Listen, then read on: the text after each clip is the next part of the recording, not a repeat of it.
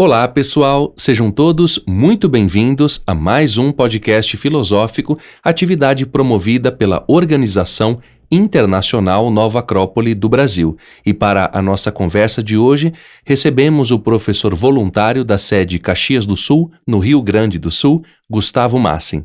Seja muito bem-vindo. Obrigado, Danilo. É um prazer estar aqui novamente nesse podcast filosófico. Hoje nós vamos conversar sobre uma animação muito conhecida do público do cinema em geral, dirigida pelo Pete Docter, chamada Inside Out, cujo título aqui no Brasil é Divertidamente. Essa história que ficou muito famosa e teve uma boa recepção não só aqui no Brasil, mas em muitos lugares do mundo, traz uma temática muito importante para toda a humanidade, que são as nossas emoções, os nossos sentimentos e também a nossa consciência humana, por que não? Justamente porque trata de algo que acontece dentro de nós, seres humanos, não apenas das crianças, mas entre os adultos, adolescentes, ou seja, é um filme que se comunica conosco de um modo geral. Como lembramos sempre, não vamos aqui abordar os aspectos técnicos ou cênicos da história, mas sim o aspecto filosófico de vida e o que nós podemos aprender e viver de alguma forma também. Não vamos esgotar o tema e menos ainda trazer aqui verdades absolutas, vamos fazer como sempre, conversar, ouvir, refletir e que a gente possa colocar em prática algumas das ideias que são muito importantes e muito válidas trazidas nessa animação Divertidamente. E para começar, Gustavo, eu gostaria que você fizesse então para nós uma breve sinopse. Sim, o filme se passa basicamente na cabeça da protagonista, que é a Riley, né, com as suas emoções e toda a complexidade da mente. Então, de uma forma muito criativa, o filme vai nos transportar aí para todos os membros das emoções, da mente, né? Dentro de um aspecto que seja, claro, lúdico para todos, né? Porque é um filme para crianças, apesar de eu achar que não é só para criança, né?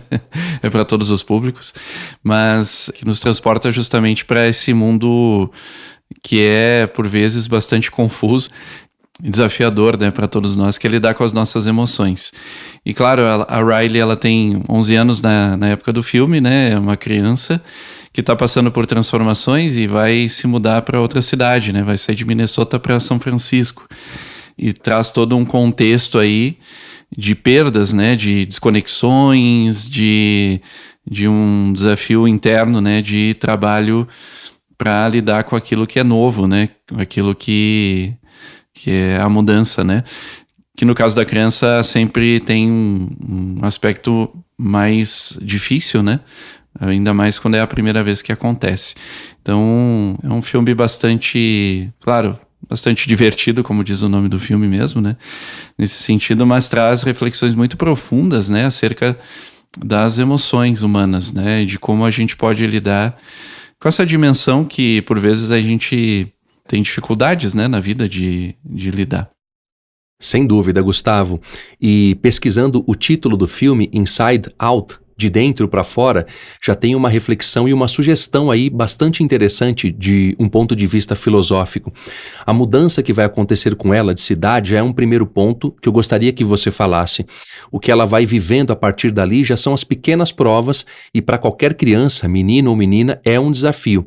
E eu me lembrei muito também da minha faixa etária, já passei por essa experiência e a falta que os amigos fazem, os lugares que nós frequentamos também vão fazer falta e tudo isso que vai acontecendo são experiências muito importantes para Riley. O pai dela, inclusive, ao conversar com a mãe sobre o atraso da mudança, ou seja, as coisas não vão chegar na casa nova no prazo combinado, já vai gerando ali um pequeno estresse, um pequeno ponto de desentendimento e de provas também para a própria Riley, porque ela chega na casa e lá não tem nada no local. Nós já temos experiências interessantes aí que podem ser colocadas aqui como reflexões, porque a torre de comando já começa a funcionar, ou seja, as emoções, e já começa a haver um agito dentro dela e fora também. E isso é uma via dupla no filme, ou seja, o que acontece dentro dela sempre ressoa fora e vice-versa. Eu gostaria que você falasse um pouco não só dessa cena e desses acontecimentos, mas também de tudo isso que vai acontecendo dentro de um processo de vida e de desenvolvimento da personagem.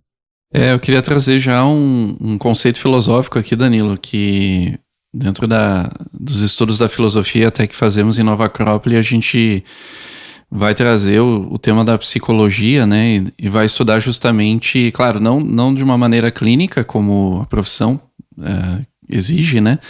Mas de uma maneira filosófica, onde a gente vai buscar esse conhecimento de si próprio, né? Através desse canal que é a psique humana.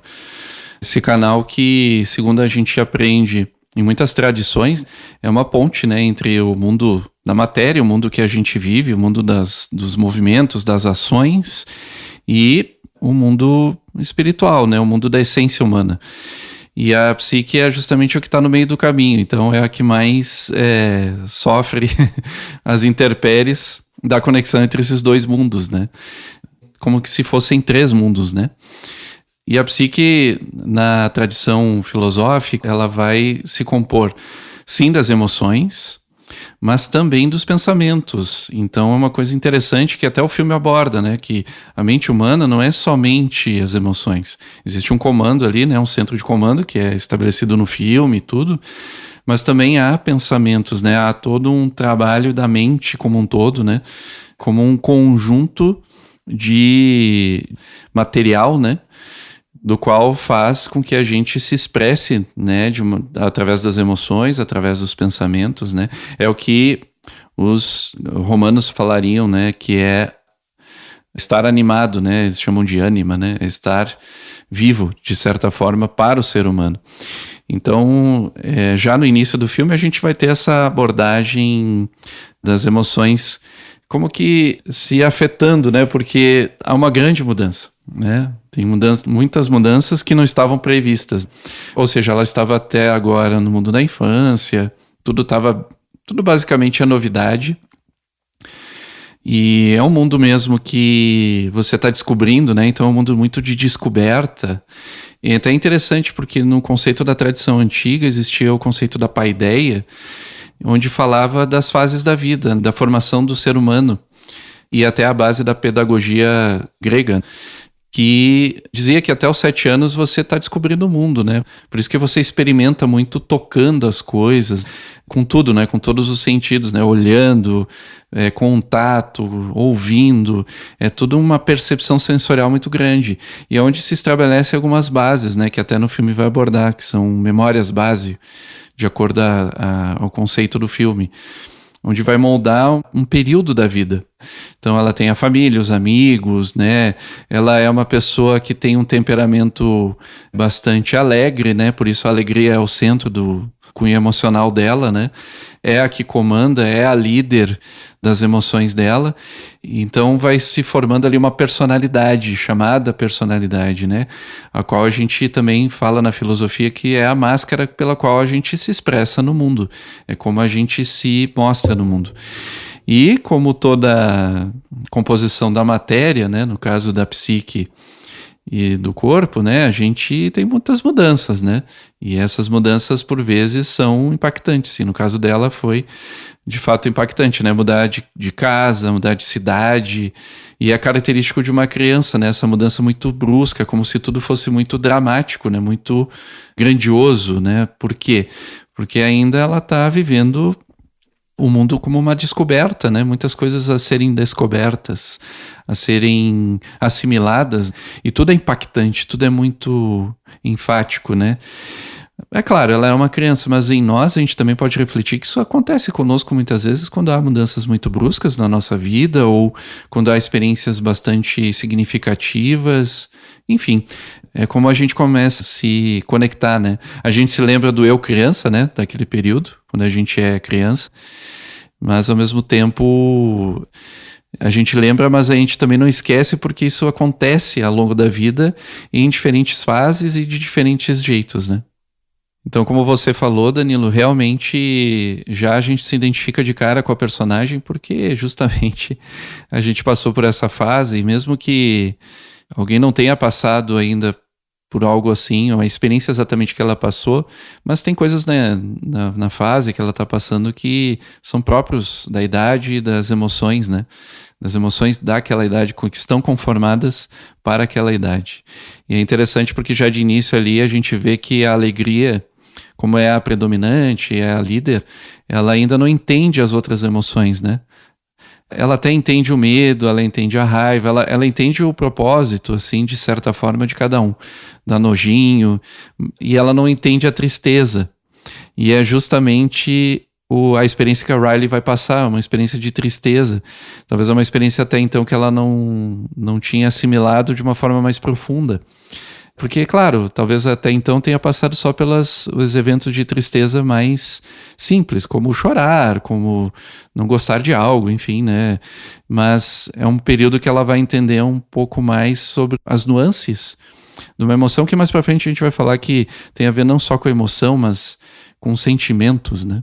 Com certeza, Gustavo. E as experiências que ela tem com as emoções ao longo da história, ou seja, distinguir cada uma delas, não é algo simples. E isso se passa com todas as pessoas, como você bem lembra, é algo que ocorre ao ser humano.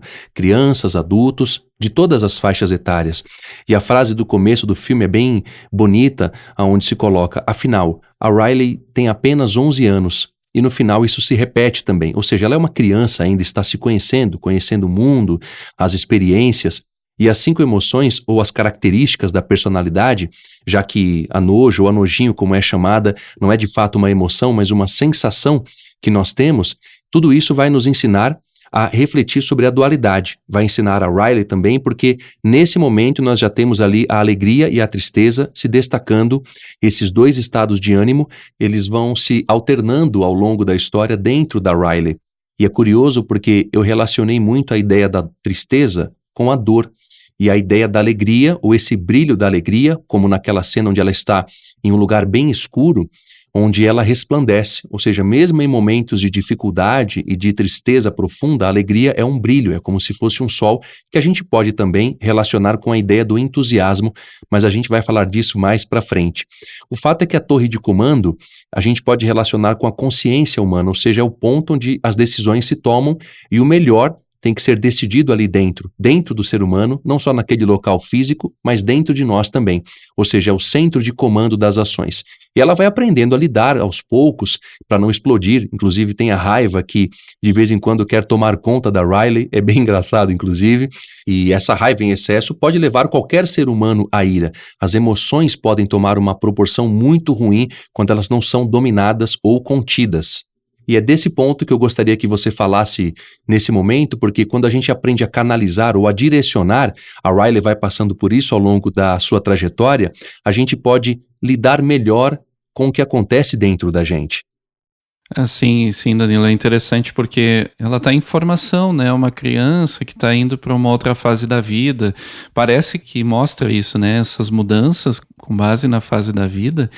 E ela está descobrindo, por exemplo, que as emoções elas não são isoladas, né? Uma coisa, depois outra coisa, elas se misturam, elas vão se misturando, né? E tem uma cena que eu queria só ilustrar aqui, que tem uma mudança brusca de algo que ela não está conseguindo lidar, que é a tristeza, né? Que você falou. Ela chega na sala de aula, primeiro dia de aula, né? E aí ela tenta, né? Pelo seu temperamento, né? Um temperamento, digamos, sanguíneo, né, que é regido pela alegria, e por esse temperamento ela tenta ver o lado positivo, né, hoje vai dar certo e tudo. Só que em algum momento ela cai na tristeza abruptamente, né, e começa a chorar e tudo. E é interessante que na sala de comando a tristeza, ela toca numa lembrança, né? E essa lembrança fica triste, né? Fica com um ar de tristeza, como uma nostalgia, vamos dizer assim, né? Uma melancolia pela saudade de casa, de onde veio, dos amigos, né? Enfim, daquilo que relacionava ela anteriormente, da experiência anterior. Como ela não sabe lidar muito bem, ela não tem uma transição assim gradual, né? Ela simplesmente cai na tristeza, né? E isso é interessante porque aí essa sala de comando, né, que é a psique, vamos dizer assim, essa relação com a psique, você falou até de ter uma relação com a consciência, eu vi um pouco diferente, porque a consciência aí, é interessante que ao longo do filme vai falando, eles falam da Riley não como ele sendo a Riley, eles ajudam a Riley. E é interessante isso, né? Porque não está explícito onde está a consciência, onde está o eu ali, mas ele está ali presente, né? Ele está sempre presente ali. Olha só que interessante. As emoções influenciam, elas não definem. Então aí deixa parece, né, um recado claro que não há uma definição pelas emoções, né? As emoções, elas estão ali, por vezes elas nos envolvem, né? Que foi o caso, né? Porque quando a alegria e a tristeza acabam pela confusão na sala de comando, sendo ejetadas da sala de comando e vão lá pro lado inconsciente, lá dos pensamentos, das lembranças, né? Lá da memória distante, né? Tudo começa a ruir, né? Tudo começa a cair. Primeiro porque a sua própria natureza, né, emocional, que no caso da Riley é a alegria, essa principal emoção, assim, que a comanda, ela tá fora, né? E a tristeza, que era justamente a que ela precisava lidar, também foi embora. Então fica o resto, né? E que dá uma confusão tremenda. Por quê? Porque justamente o que ela precisava não estava na sala de comando, né? É como se ela tivesse perdido, né? É claro, aqui a gente não é psicólogo, né, Danilo? Talvez na psicologia tenha explicações a respeito disso, não vamos entrar nesse tema, mas a questão é a reflexão interna filosófica disso, que é quando a gente não lida com uma emoção, ou não lida com aquilo que a gente está sentindo, ou, como falam por aí, reprime, né? Isso vai como que alojando num ponto que em algum momento a gente vai ter que lidar. E quando lida, explode, né? Com uma coisa que não tem mais por onde sair, né? Então as emoções, elas são como canais que nos animam para a vida, né? E se a gente não lida com elas, no sentido de colocá-las a nosso serviço, né? Ao serviço daquilo que a gente realmente quer expressar, fica muito difícil, né? Fica muito difícil e aí a nossa vida fica mais, como no próprio filme mostra, fica mais cinza. Não sei se deu para notar, mas na fotografia do filme, o filme vai ficando mais cinza. Até a própria cidade, quando ela chega, é um pouco cinza. Ela não vê cor. Ela tem dificuldade de ver cores, né? E as emoções têm relação com cores, né? É o colorido da vida, é como a gente dá esse tempero, né, para tudo aquilo que nós fazemos. Exatamente, Gustavo. Eu ia falar justamente isso, ou seja, para além das emoções, nós temos a consciência que está acima dela, porque as emoções são passageiras, porém a Riley entende o mundo através destas emoções, ela vai se conhecendo mais através de cada uma delas. E a alegria está sempre do lado positivo das coisas, ela sempre vê o que há de bom e o que pode ser melhor.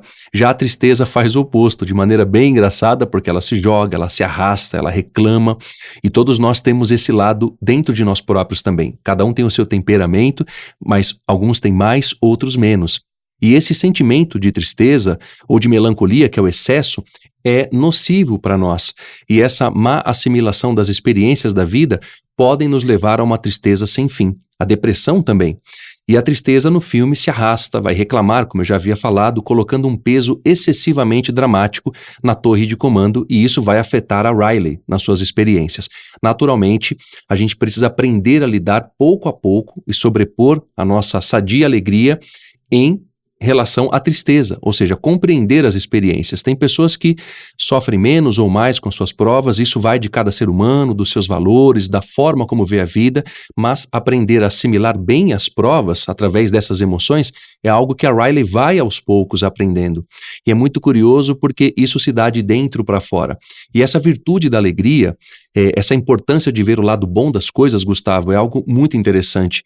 E temos aí um personagem importante nesse processo, que é o amigo imaginário que ela tem, que é o Bing Bong, que vai ajudar a alegria a voltar para a torre de comando, junto com a tristeza. Só que tem um ponto que é interessante, porque quando chegam naquele momento de voltar para a torre de comando, a alegria diz para a tristeza que ela vai ter que ficar para trás. É curioso porque é como se nós disséssemos que aquilo que nos machucou, que nos feriu, tem que ficar para trás. Mas o fato é que alegria e tristeza voltam juntas e há muitas reflexões dessa cena em específico, e eu gostaria que você falasse um pouco mais sobre essas ideias. Realmente é um ponto até forte do filme, né? Porque ela diz assim, porque ela não entende, né? Ela, como está comandando as emoções, ela não entende a tristeza, e a tristeza também não sabe qual é o seu papel. Ela acaba também não entendendo o seu papel. É interessante, né, Danilo? Porque a gente vai entendendo, né, o papel das nossas emoções na nossa vida conforme a gente vai assimilando as experiências também, né, internamente. Isso que a gente fala na filosofia de trabalho interno, uma vida interior, que a gente por vezes fala, não é uma vida das emoções, né? A gente pensa que as emoções estão dentro de nós, de certa forma estão na nossa personalidade, estão ali, né? São matérias da nossa personalidade que podem nos ajudar ou não, mas é que, como você falou, depende de como a gente comanda isso, né? Como a gente estrutura isso. E claro, a gente vai passar por muitos altos e baixos, e as emoções têm essa característica, né, de volatilidade, de altos e baixos, de subidas e descidas, né? E claro, numa criança isso é mais bruto ainda, no sentido de que é muito abrupta a mudança, né? Você está numa alegria tremenda, daqui a pouco você está numa tristeza. É muito abrupto, e isso vai se sutilizando ao longo do tempo na vida, né? A própria natureza, pela sua inteligência, nos mostra que a gente tem que lidar com as emoções de uma maneira mais harmônica, né? Por isso a gente vai passando pelas fases da vida e vai entendendo isso, né? Ou vai tendo experiências que nos permitem entender isso. E no caso da alegria, que ela negou a tristeza, não, você não vai voltar, porque a Riley não precisa mais de você. E na verdade é justamente o que ela precisava. Mas ela não precisava só da tristeza, ela precisava de uma união, né, dessas emoções, porque é um misto de coisas que acontece na experiência de um ser humano, de coisas, de pensamentos que vêm, de emoções, né? E se a gente não harmoniza isso, né, no sentido de dar um propósito para aquilo que a gente está vivendo, fica mais difícil da gente lidar. Como acontece no filme, ela tenta lidar tudo com positividade, a própria alegria, né? Só que a Riley mesmo já não tá mais... Ela já não está mais conectada com esse sentimento de positividade, vai estar tudo certo e tudo, né? Não, tem coisas que estão com problemas e ela precisa lidar com isso. Ela tem coisas que ela precisa expressar, né? Ela está com saudades do lugar de que ela veio, não está sendo fácil para ela. E isso acontece na cena que quando eles estão tentando, né, voltar para a sala torre de comando, né, pela terra da imaginação que eles passam ali, que é muito legal, né, que as imagens, né, que aparecem ali no túnel da imaginação vão se abstraindo, né, vão ficando formas geométricas, é bem interessante. Mas eles não conseguem, né, que eles iam pegar o trem do pensamento até a sala de comando e não conseguem, aí o amigo imaginário, né, o Bing Bong, ele fica triste. E ele fica muito triste. E aí a alegria tenta, não, tem que pensar positivo. Não, vamos lá, a gente vai conseguir. E aí a tristeza senta do lado dele e começa a conversar com ele, né? Começa a conversar com ele. E tem uma empatia ali, né? Surge um sentimento ali. Não é a tristeza que tá ali, é a empatia. Ela tenta compreender o que ele está sentindo. E olha que interessante, né? Que a associação que se tem, né, da tristeza com a empatia, né? De eu sentir, né? De eu poder realmente sentir o outro. Então é interessante como vai mudando. E aí a alegria se dá conta da importância, naquele momento, da importância da tristeza. E de como é importante que as emoções todas se manifestem de uma maneira harmônica, que tenha sempre um sentido para aquilo que a gente está vivendo. E reforçando essa ideia da assimilação, Gustavo, tem um outro ponto que é o de ruptura. Ela, como pré-adolescente, nessa faixa etária onde se é definido pelos psicólogos e estudiosos entre 11 e 13 anos, ela tem essa profusão de emoções, ou seja, ou me amam ou me odeiam, e o mesmo se dá dela para com as pessoas. Isso é um impacto profundo, porque nós temos as ilhas da memória, ou seja, os interesses da sua personalidade, o que forma o caráter dela, as suas bases, seus valores, ou seja, os pais se afastam dela, há uma falta de diálogo, a gente percebe que eles entram nas suas rotinas e vão esquecendo que ela está ali e que precisa de ajuda, de orientação, de carinho, de amor, e é algo muito evidente na vida de todo adolescente, ou pré-adolescente, como queiramos chamar. O fato é que essas ilhas vão se rompendo e vão se afundando. E é um momento muito perigoso para Riley, porque a gente vê ali as ilhas da amizade, da honestidade, da família, e elas vão ruindo. É uma cena muito forte, a amizade percebe isso e empreende uma aventura para realmente restabelecer tudo aquilo. E ela decide viajar sozinha, ou seja, a Riley rouba dinheiro da mãe, e aos poucos a gente vai percebendo que ela vai se sentindo muito mal, porque no fundo de si mesma ela não quer fazer aquilo.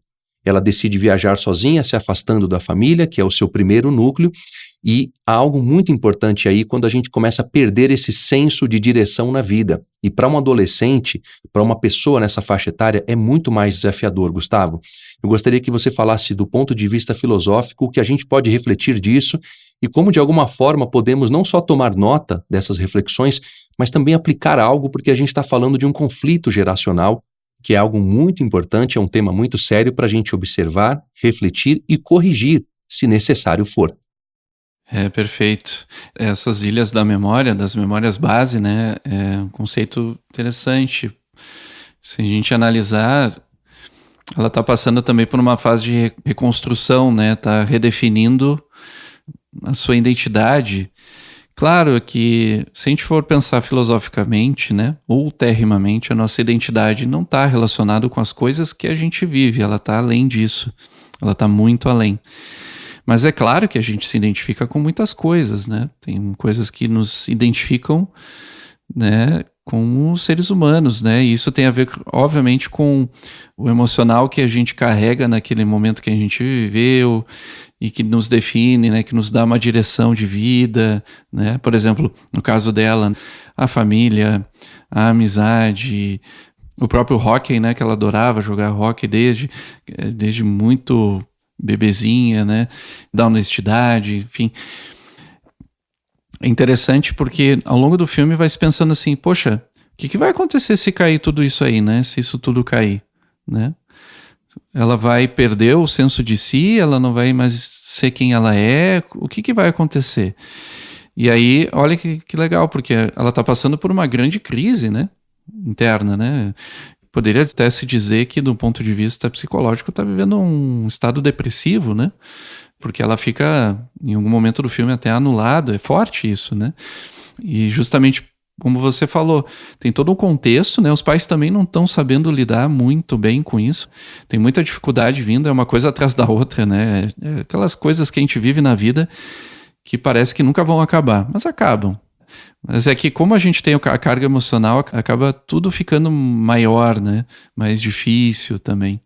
E se me permite um ensejo, Gustavo, isso acontece inclusive em 2 ocasiões. Uma delas é no jantar, quando a Riley explode verbalmente com eles, e na mente deles também, na sua torre de comando, eles ficam perdidos, não sabem como reagir, não sabem o que responder para ela.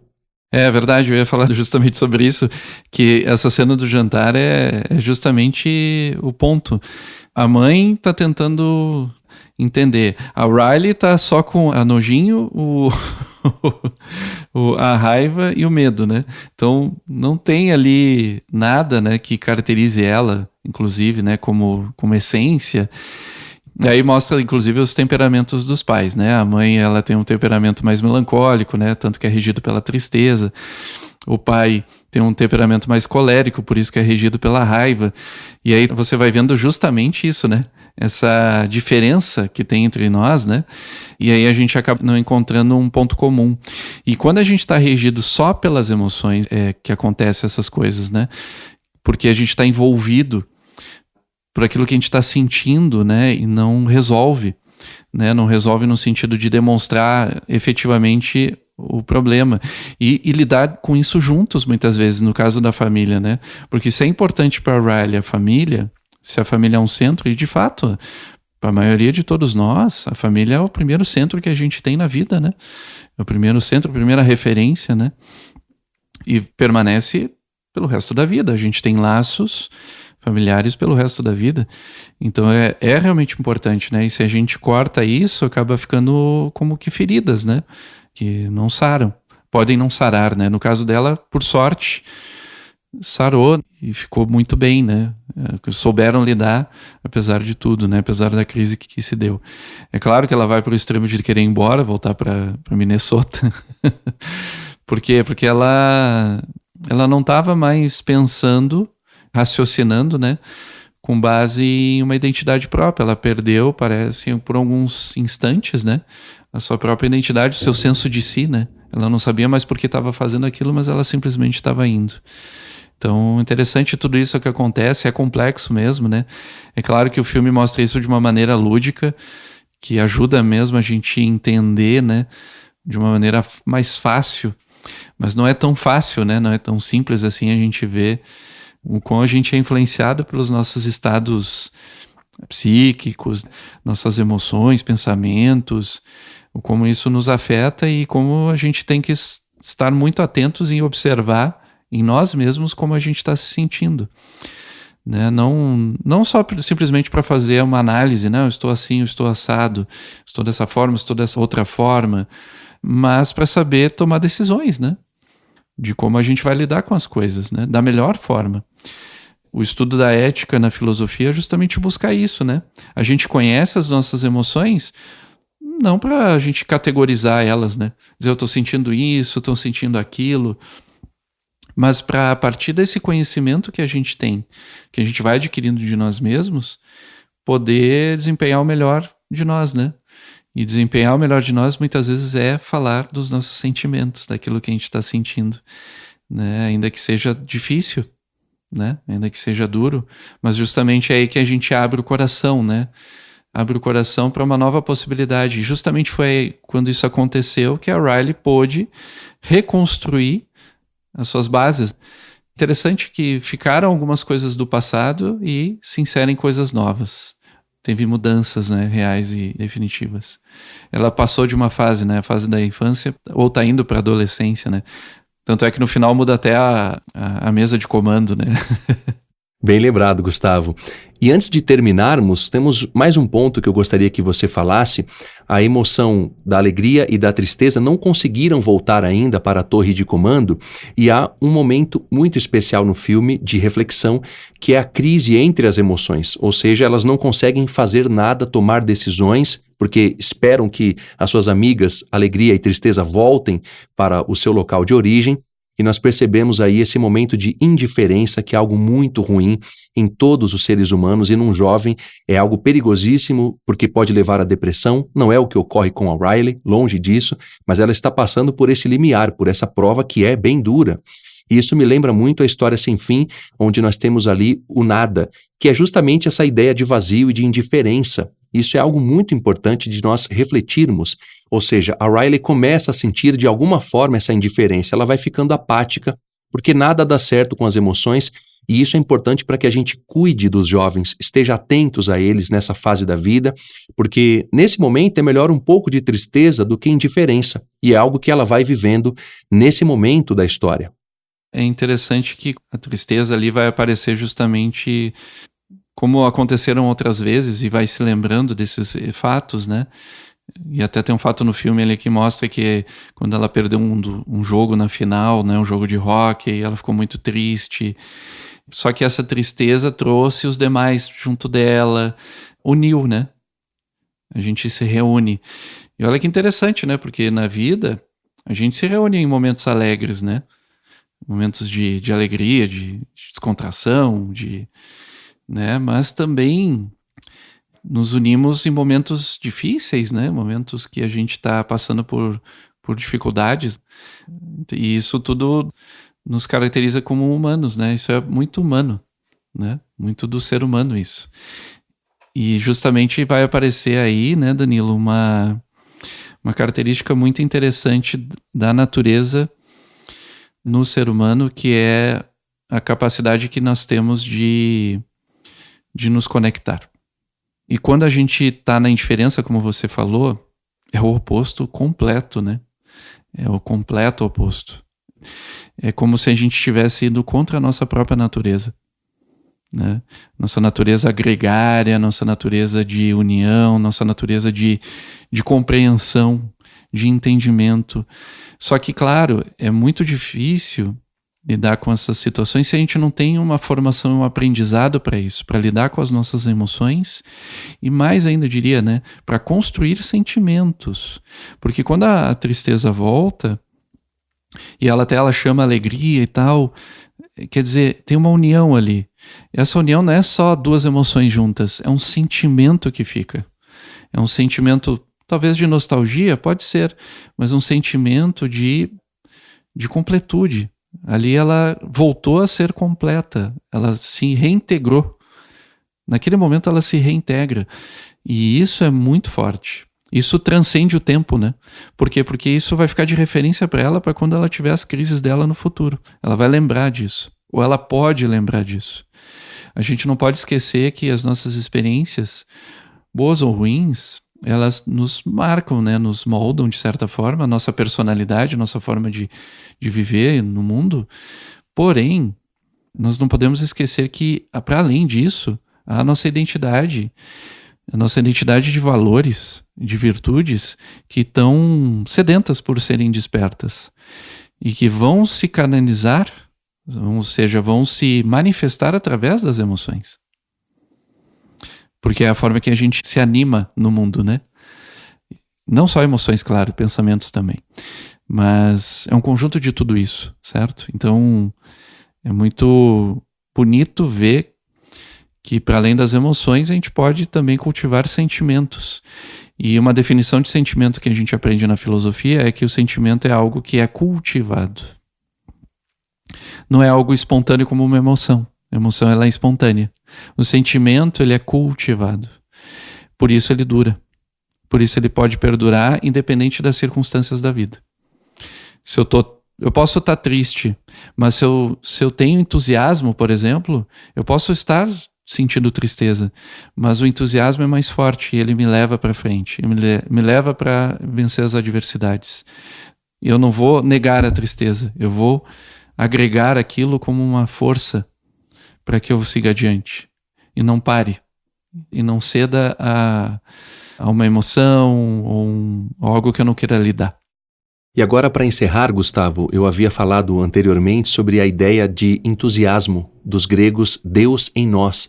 Alegria como parte desse entusiasmo, ou seja, dessa conexão conosco, com as divindades, ou seja, de lembrarmos de quem nós somos, que não estamos sozinhos, de forma alguma, e que nós podemos, através dessa ideia da alegria, não a alegria em excesso, que também não é uma questão inteligente, não é prudência, mas sim uma alegria moderada, inteligente, que nos direcione para coisas boas, como a própria personagem da alegria, que tem sempre esse otimismo, as ideias práticas de resolver problemas, ou seja, a Riley passa por todas essas provas e ela passa bem. E como você bem lembrou ao longo das suas falas, apesar das emoções, nós não somos só as nossas emoções. Os nossos sentimentos são muito mais profundos e nós podemos aprender a cultivá-los através de emoções mais estáveis. O cultivo de valores, que é o que vai nos dar direção na vida. As memórias base, para que elas sejam mais estáveis, mais sólidas. Aquela cena do cartão que ela rouba da mãe para viajar, a gente percebe que o filme toma um aspecto cinza e nós sabemos que a Riley não é desse jeito. Ela tem virtudes e valores. Todos os jovens têm virtudes e valores e precisamos ajudá-los a colocar isso à tona, a trazer isso à tona. E esse filme nos ensina a todos nós, a esse jovem que está dentro de nós, que está buscando respostas profundas, virtudes e valores para as suas vidas, justamente para que possam passar bem, de certa maneira, por essa fase da vida que é tão desafiadora. Há jovens dentro de cada um de nós. A Riley nos ensina, se comunica conosco, porque a história de vida dela é algo que nós, em alguma medida, homens ou mulheres, como já disse, já vivenciamos em uma fase da nossa vida. Gustavo, então, para encerrar, eu gostaria que você trouxesse essas reflexões para que todos nós pudéssemos trazer algo para as nossas vidas dessa história que é muito bonita, muito inspiradora e muito pedagógica também. A lição que fica no final é que, claro, vai ficando um pouco mais complexo, né? A complexidade emocional vai ficando maior, tanto que do spoiler do segundo filme fica ainda maior, né? Porque realmente tem mais emoções e tudo, mais coisas para lidar. Mas, exato, o que você colocou ali por exemplo, ali da honestidade, né? Ela rouba o cartão, poxa, a gente acaba fazendo coisas que não nos competem, não são o que nós somos, né? É o que nós nos definimos, né? E é claro que essa construção é interessante, né? Porque no filme mostra como ilhas, né? Construídas. São construções que a gente faz da gente mesmo. As construções, elas vão ser talvez mais sólidas quanto mais valores elas estiverem associadas, né? Por exemplo, honestidade é um valor, né? A família ou o amor pela família é um valor. Por exemplo, no caso dela, ela praticava um esporte, é uma ilha do hóquei, mas o que significa o hóquei para ela, né? Como forma de se mostrar, de se expor, dar o seu melhor. Enfim, são formas que a gente tem de se mostrar no melhor, né? No melhor que a gente tem. E claro, a gente nem sempre se define pelo melhor. Às vezes a gente se define pelo pior de nós. A gente acha que nós somos... Nós pensamos que somos a parte mais obscura. Né? E de fato a gente vai aprendendo na filosofia que nós não somos a parte obscura. Nós somos a verdade de nós. E na verdade nunca pode conter sombra, sempre vai conter luz. Né? Vai ser iluminado pela nossa própria identidade, nosso ser. Nesse processo da vida que a gente vai ter falhas, erros, e tá bem, tá tudo certo. Mas como você falou do entusiasmo, né? Não perder os sentimentos, ou não perder o cultivo dos sentimentos, significa que eu tô consciente de que a minha vida sempre tem que ter um colorido harmônico e que me leve para minha própria evolução e a minha própria conexão com as pessoas, né? Também. Não só comigo, individualmente, mas com os demais, né? Que a gente tenha o sentido para a vida que venha através dos valores que a gente tanto fala na filosofia, né? De virtudes como amor, como amizade, como compaixão, como inteligência, e que todos nós podemos desenvolver. As emoções, elas só vão dar a vida disso na nossa expressão, né? Elas vão ajudar nisso. E elas não são nossas inimigas, elas são nossas aliadas, se nós soubermos canalizá-las através desses sentimentos, né? Através da luz desses sentimentos. E através da experiência confirmar isso, né? Você traz de cima, você traz do mais elevado e traz para a realização na ação. Dessa maneira, encerramos então esse nosso podcast de hoje. Novamente agradeço a presença do professor voluntário Gustavo Massim e, claro, desejo que seja sempre muito bem-vindo aqui no podcast da Nova Acrópole. Obrigado, Danilo, mais uma vez pelo convite e a todos os ouvintes aí que nos escutam nos mais diversos rincões do Brasil. Obrigado. Obrigado também, Gustavo. E para aqueles que queiram nos contatar, podem fazê-lo através do nosso site nova-acrópole.org.br/podcast. E para quem quiser saber mais sobre o nosso curso de Filosofia para Viver, basta acessar nova-acrópole.org.br. Até a próxima!